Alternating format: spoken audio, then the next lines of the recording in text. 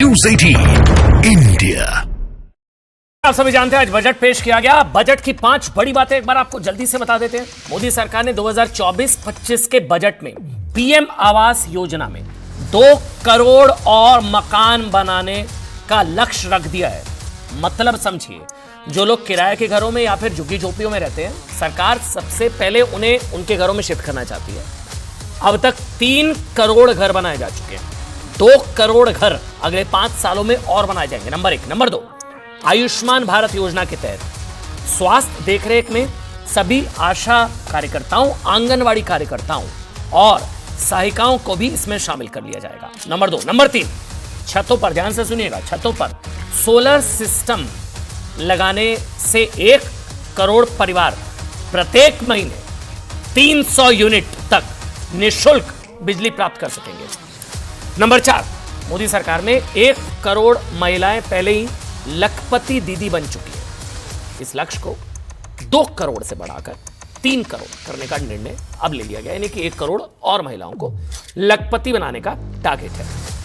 5वां पॉइंट, मोदी सरकार का जोर रेलवे इंफ्रास्ट्रक्चर बढ़ाने पर भी है और यात्रियों की सुविधा, आराम और सुरक्षा बढ़ाने के लिए 40,000 सामान्य रेल डिब्बों को वंदे भारत मानकों के अनुरूप ट्रांसफॉर्म किया जाएगा।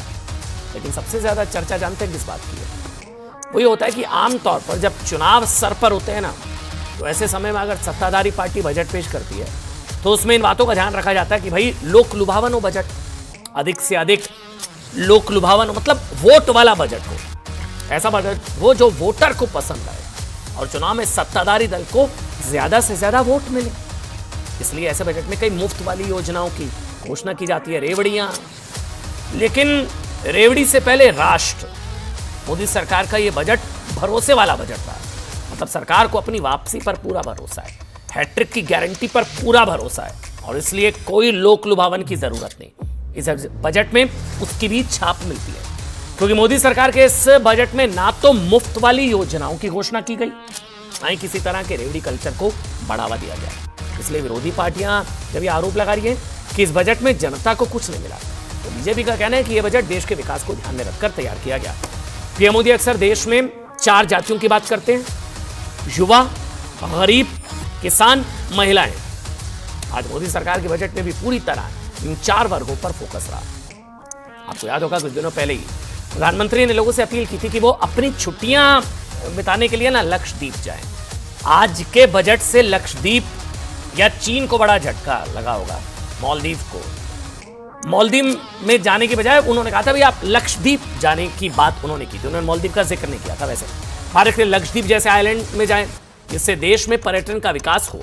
इस बार के बजट में भी वित्त मंत्री ने लक्षद्वीप में इंफ्रास्ट्रक्चर डेवलपमेंट की बात कही है। उन्होंने कहा कि लक्षद्वीप और अन्य द्वीपों के लिए पोर्ट कनेक्टिविटी, टूरिज्म, इंफ्रास्ट्रक्चर और पर्यटकों के लिए अन्य जरूरी सुविधाएं स्थापित की जाएंगी। बड़ी बात यह है कि 2014-15 में यूपीए सरकार ने भी इसी तरह अंतरिम बजट पेश किया था। उस वक्त यूपीए की सरकार को देश की सत्ता में 10 साल हो चुके थे। जैसे समय मोदी सरकार को देश की सत्ता में 10 साल हो चुके हैं। आज अगर हम 2014-15 की यूपीए सरकार के बजट को देखें ना, तो जहां उसमें तत्कालीन वित्त मंत्री पी चिदम्बरम की आंकड़ों की बाजीगरी दिखाई देती है, वहीं निर्मला सीतारमण का यह बजट एक ट्रांसपेरेंट बजट है। किस तरह 14-15 में पी चिदम्बरम ने आंकड़ों की बाजीगरी दिखाई। 14 के अंतरिम बजट में तत्कालीन वित्त मंत्री पी चिदम्बरम ने वित्तीय घाटा कम दिखाने के लिए 13-14 में जो सब्सिडी था तेल और उर्वरकों पर दी गई करीब 35,000 करोड़ की सब्सिडी के बिल को 1 साल के लिए आगे बढ़ा दिया। ताकि क्या हुआ? नतीजा हुआ उन कंपनियों के कैश फ्लो में कमी आ गई और विकास पर इसका असर पड़ा। नंबर 1, इस तरह प्लान एक्सपेंडिचर में 80,000 करोड़ रुपए की कमी की गई घाटे को कम दिखाने के लिए, जिससे निवेश पर इसका असर पड़ा। यूपीए सरकार का आखिरी बजट था, इसलिए इंफ्रास्ट्रक्चर और दूसरे क्षेत्रों की कंपनियों का पूरा भुगतान रोक दिया गया। अच्छा, मुझे बताया जा रहा है इस समय मेरे साथ किरण रिजिजू केंद्रीय मंत्री लाइव जुड़ चुके हैं।